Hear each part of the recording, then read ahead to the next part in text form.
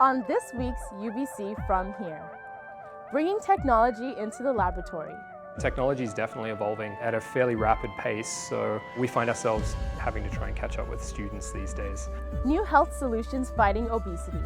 And the other unique aspect of this is that rather than telling people to just go to the gym, we're teaching them how to do a novel form of exercise, which is high-intensity interval training. And training healthcare professionals. We like to put them into situations or into scenarios where they can actually practice what they might take care of at the bedside.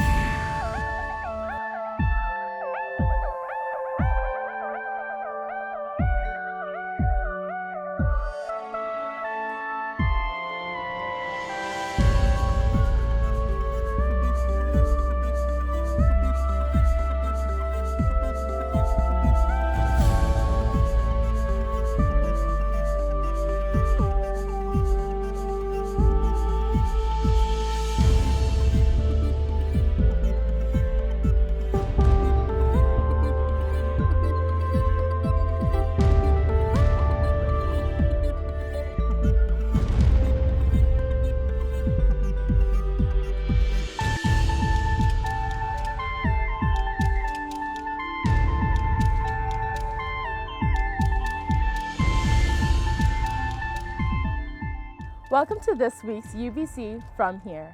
I'm Danielle Che.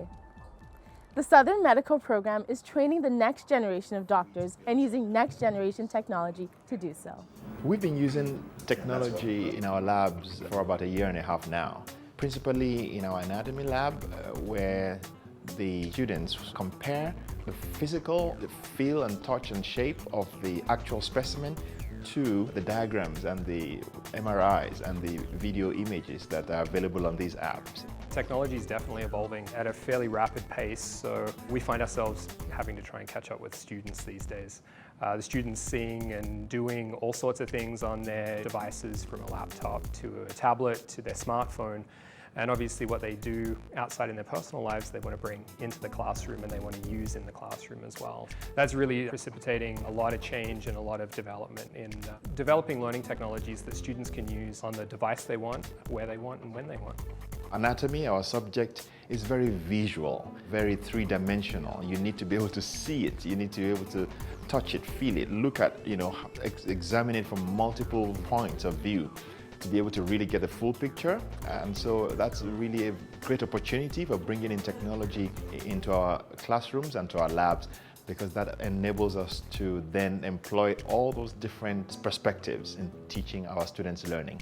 I thought that using the technology as a learning tool was very helpful. The more chances you have to look at, different regions of the anatomy is beneficial. Just having more looks at one piece of the body dramatically increases the amount of knowledge you can get out of any given tool. It allowed me to kind of consolidate my textbooks with the 3D stuff that was before me.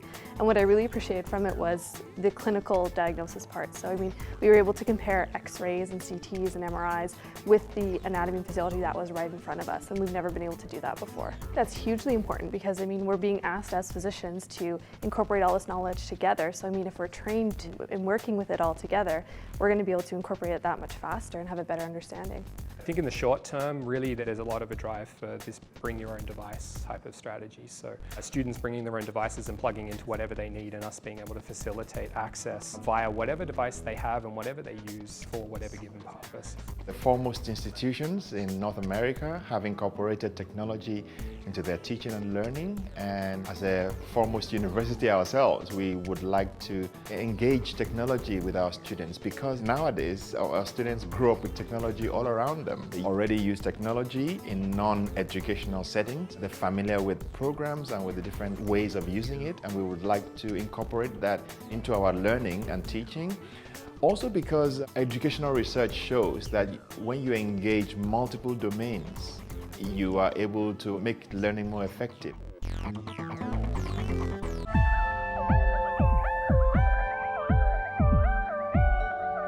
What if just a little exercise a few times a week could change your life? UBC researchers are studying how short active bursts of exercise may lead to better health. Obesity is a growing health concern in Canada. Many people who fall into the obese category know they should be more active, but don't know where to start. Typically, individuals realize they should be more active. There's some cue to action, so it might be, their daughter's wedding, or it might be that they got a health scare, what have you, and then they're gung-ho to go out and start exercising. So they join a gym, or they go out and they start exercising, or try a running program right away, and within a week, they're back to square one. They've got an injury, or they went out too hard and they found it really unenjoyable, what have you. And so what's unique about the program that we've developed here is that we actually get them to learn key skills, so goal setting, how to self-monitor their progress, how they're feeling confident about going out there and exercising, and encouraging them to have that sense of pride in what they've done. And the other unique aspect of this is that rather than telling people to just go to the gym, we're teaching them how to do a novel form of exercise, which is high-intensity interval training. So we have individuals from all walks of life come in here thinking that they'd never be able to run, and we get them up there working vigorously, and they're in and out in less than 20 minutes. It's that short duration of exercise that UBC Okanagan researchers feel is the tipping point that may encourage more individuals to be active and therefore more healthy. The number one barrier that people say why they don't exercise is I don't have enough time. So we were studying this type of exercise where you're doing short bursts of exercise. So they're 30 seconds to a minute long. You take a break and then you repeat it. And you only have to do that a couple of times. We do it between 4 and 10 times in our workout. And we said, well, if the number one barrier is lack of time, let's remove that barrier and make it really time efficient. The coolest thing about it, and what we've witnessed when we did a pilot study this past year, is we really boost people's confidence. They start thinking of themselves as an exerciser. They start, thinking that they can actually run or attain new goals. And it's super cool to watch somebody come in here who's been inactive for 10 years, and we, show them that, yeah, they really can do it. They got to do something hard for 60 seconds, and then they get a break. And because it's cut up into such manageable pieces, we've seen some real success with individuals just feeling proud of themselves and really feeling confident that they can go out there and do it again. This clinically applied research, based in the real world, is putting the UBC School of Health and Social Development at the forefront of its field. The school is involved with trying to understand health at a lot of different levels, so from a very low, almost molecular level in terms of understanding what's going on within systems within the body, all the way up to a population health level, and how we can communicate, across those different levels to better improve health and to make sure that people are leading as healthy lifestyles as possible. We were able to run a pilot study that had 40 individuals from the Okanagan community who came in and they tested this out for us essentially. We had 20 of them do the continuous moderate intensity walking training, and 20 of them did our high intensity interval training. And we saw some pretty promising results. So we saw that the interval training clearly worked to improve their health, and in some aspects it might be better than the continuous walking, but also that people tended to like it and they tend to stick with it. When the graduate students who are doing all the testing, they get to bring these people back in at 1 month, at 6 months, 12 months after, and these people kept it up. It's so rewarding to see these people come back in and actually have done it. The research is seeing immediate results. Not surprisingly, the people that have been able to keep it up on their own, they've lost inches off their waist, their fitness levels skyrocketed, and it's, you just pat them on the back, this was all you, this wasn't us at all. We weren't out there supervising your exercise sessions, you did this all by yourself. I don't think it's going to mean it's going to be drastic changes to our public health guidelines or anything, but instead of the physical activity guidelines stating you should aim for 150 minutes of continuous exercise per week, if some short duration, high intensity interval training was included in those physical activity guidelines.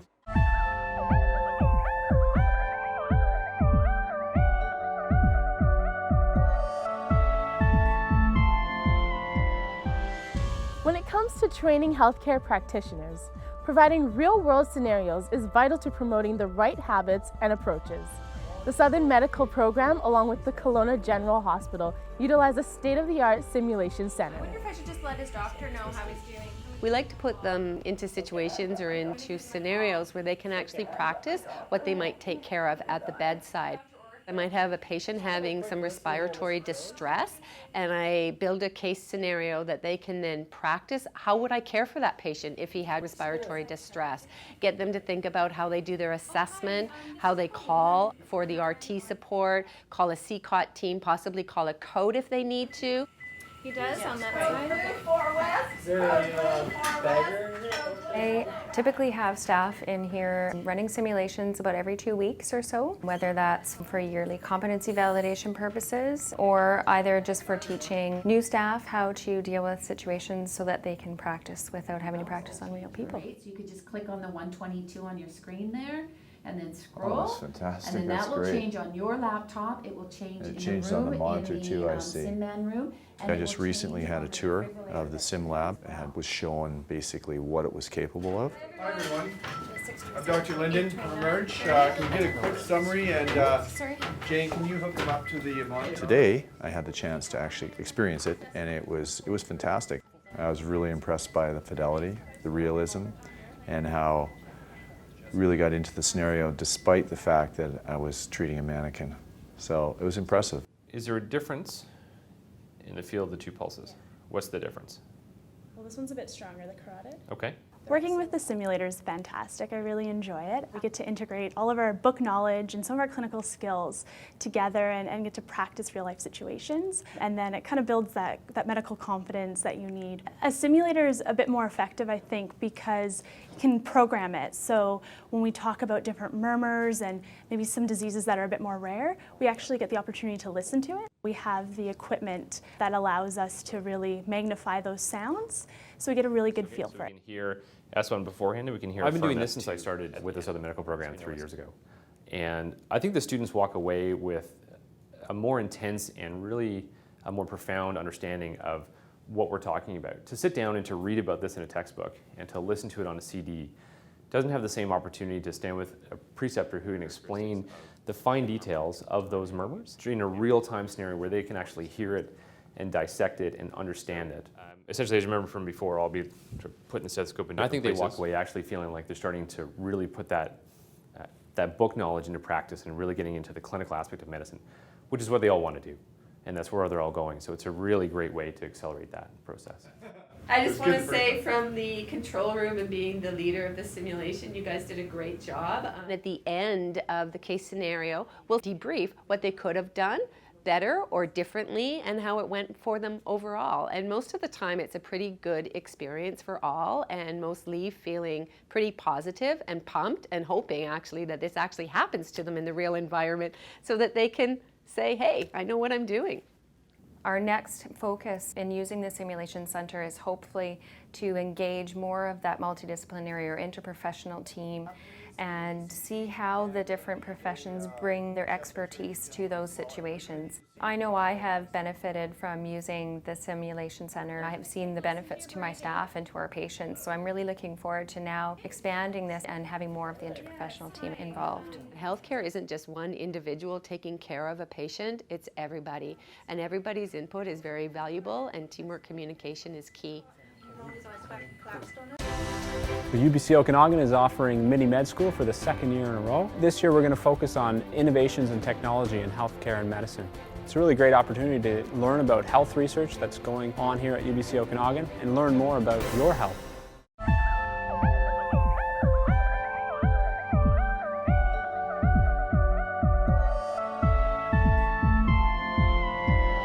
That wraps things up for this week's show.